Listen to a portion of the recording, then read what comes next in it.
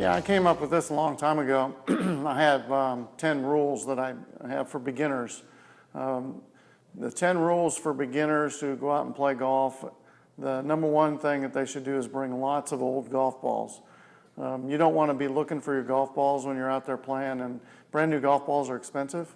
If you hit one out in the woods or hit one in the water, it's going to make you hate this game, especially as a beginner. You're going to lose lots of balls the first few times you go out and play. So don't even worry about it. Buy old golf balls and cheap ones. And if you hit one out in the water or in the woods, just leave it and keep going. The pace of play is important, and by keeping up with the group in front of you and not holding up those behind you, that's going to make you feel better about playing. And again, it's kind of uncomfortable when you're holding someone up. So don't put yourself in a position where you're trying to look for a golf ball that's an expensive golf ball that you don't want to lose. Instead, use an old golf ball that you could care less about. Number two, never look for your golf ball. When you're out there as a beginner, just like I said, you're going to be holding up people, and it's going to take a long time. Under the rules of golf, if you hit a golf ball and it's lost, you're allowed 5 minutes to look for it. The problem with that is you might lose 2 balls on one hole or 3 balls on one hole, and you're just not going to be allowed enough time on a popular golf course with a lot of players. They're going to be waiting, and we don't want to hold up those people who are out there to play a leisurely round of golf in 4 hours or something like that. So let's not look for our golf ball when we're out there. Take those old golf balls, play along. If you hit one in the water, hit one in the woods, or can't find it, just drop another ball and keep going.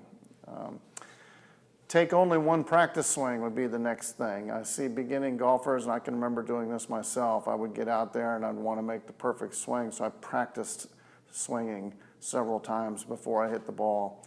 And this can be pretty time consuming, especially those of you who are thinking your way through practice swings. I'm seeing people, I've got one student right now, he thinks he's very anal and he wants to do everything perfect, so it takes him forever to make a swing. And I would advise against that. Try to get out there, take one practice swing, get up there and hit the ball. Pace of play is going to be important in the beginning, and that would be one of the things that I would make sure you do is only take one practice swing.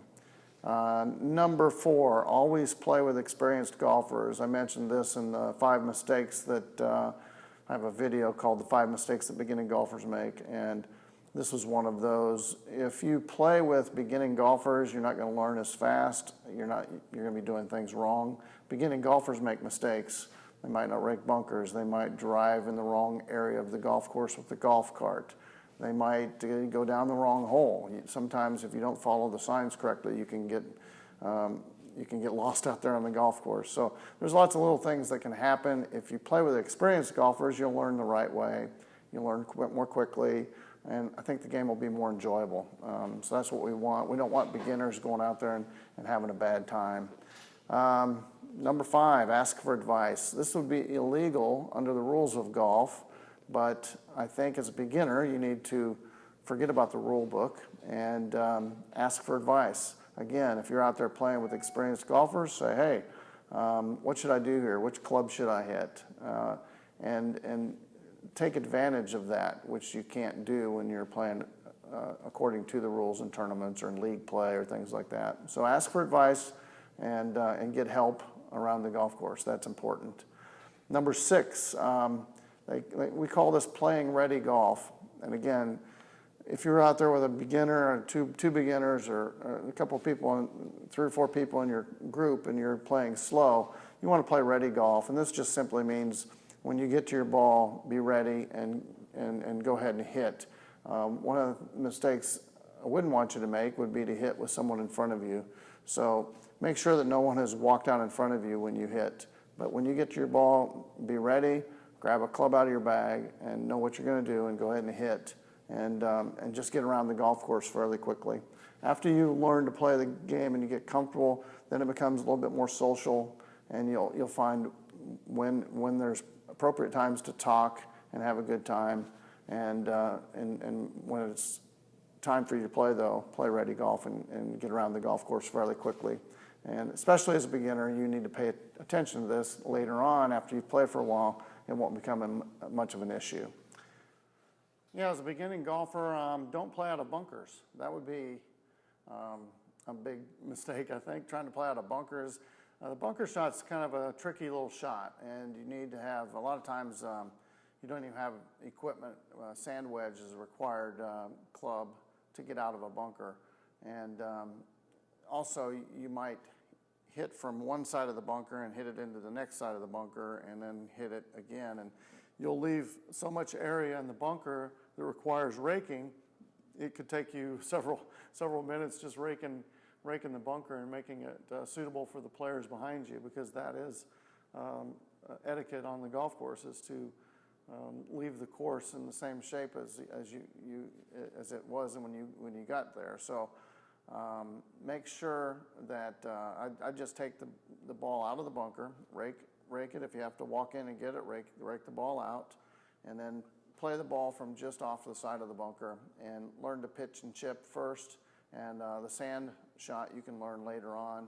That's more skill development that you'll need lessons and more practice to be able to execute that shot. So let's pull the ball out of the bunkers for right now until you learn to play better.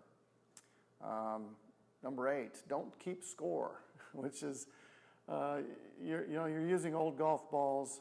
We're not looking for golf balls.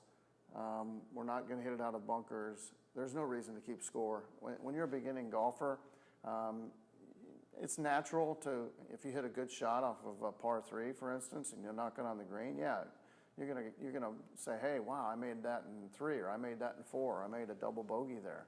A double bogey, two shots over par on a hole will be good for a beginner. So if you play 1 hole or 2 holes or a few holes here and there where you obviously you're keeping track of your shots, that's good. But to expect to play an 18-hole round or even a 9-hole round and keep score is probably not good advice, and it's probably not even feasible as a beginner. So don't even think that you're going to do that. Go out there with an attitude that, hey, I'm playing golf. I'm on a beautiful landscape in the middle of a beautiful day, and I'm attempting to play a new game that's fun and challenging and exciting. And don't worry about keeping score. And number 9, don't play the ball as it lies. If you're not playing by the rules and you're not keeping score, don't play the ball as it lies. And what that means is golf is a game where wherever the ball comes to rest after you hit it off the tee, you're required to hit it from that location or take a penalty to move it from there. So as a beginner, what I often have people do in my lessons is I give them good lies. I'll put the ball on a tee. Even with irons, I'll tee the ball up, and I'll let them experience hitting the ball in a good lie or an easier position. A ball sitting down on the ground with no grass underneath of it is a little bit harder shot to hit. So what I want to do is I want to make it easy for you as a beginner. So in my lessons, I make it easy, and therefore I think when you go on the golf course, you should make it easy on yourself. So I would ask you to roll the ball up onto the biggest tuft of grass that you can find right in that area and hit it from there. And again, if you're in a bunker, pull it out of a bunker. So give yourself a break and don't play the ball down. Roll it, we call it rolling it, or you can pick and lift and clean in place and put it on top of a piece of grass. I don't think you need to tee it up when you're out on the golf course. You don't put a tee every time you hit it. You do put a tee in the ground on the tee on the first hole of each shot on the green, on each hole. On the first hole on the teeing ground, in between the teeing markers, you can use a tee. But when you go out there on the golf course, just roll it up onto a high piece of grass and play on from there. And the last beginner's rule that I have is don't use your driver. The driver requires a little bit better technique, and it has less loft. It's longer. It's a difficult club to hit. I might ask you to hit a 5-iron off the tee if you've gotten pretty good with a 5-iron. Maybe a 5-wood off of the tee would be easier to hit than a driver. So leave the driver in the bag until you feel like you're comfortable enough to hit that. And I've actually had several students that are better with a driver than they are with a 3-wood. So if you can get away with hitting a driver off the tee and it's a nice driver that fits you well, then that's fine. But some of you, if you hit a driver and you know who you are because you've practiced, if you go out and try it on the golf course, you're going to see that the ball slices a lot and it goes in the woods, it goes in the water. Just don't do that. I had one student years ago who really struggled with the game, and we practiced for hours just getting him to hit 5-iron off of a tee really well. And we practiced for several weeks on the range, developing a swing technique. And we decided to go play a few holes, and we went out to the golf course, and he walked up onto the first tee with his driver, and I said, "What are you doing?" And he goes, "I'm supposed to hit driver here." And I said, "No, we've never practiced driver. You're going to hit your 5-iron." He frowned at me like, "What? That's not golf." Well, I put the peg in the ground, and he hit his 5-iron out there, and he's a big, strong guy, and he'd been practicing on the range with me for weeks, hitting a 5-iron. He hit it about 180 yards right down the middle.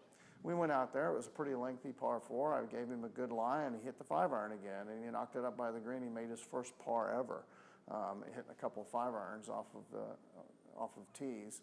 And that's the way you can enjoy the game if you make sure that you don't do the stupid things and slice it into the woods and slice it into the waters or ground it, hit it on the ground if you don't hit the driver well. So the offline shots in golf can really be hurtful and annoying and embarrassing, and it can bring your score up, and it makes you feel bad about your game. And if you leave the driver in the bag or choose shots that you know you can hit, you're going to do better, and you're going to enjoy the game because your scores will be better and you won't have the bad shots. Eliminate the bad shots, and most of us will do better at golf. And so those are my 10 beginners rules. I hope you enjoyed those, and come back and see me for more tips at my YouTube channel, youtube.com/MrBBGolf. And my website is www.swingfactory.com. Thanks, and have a great day.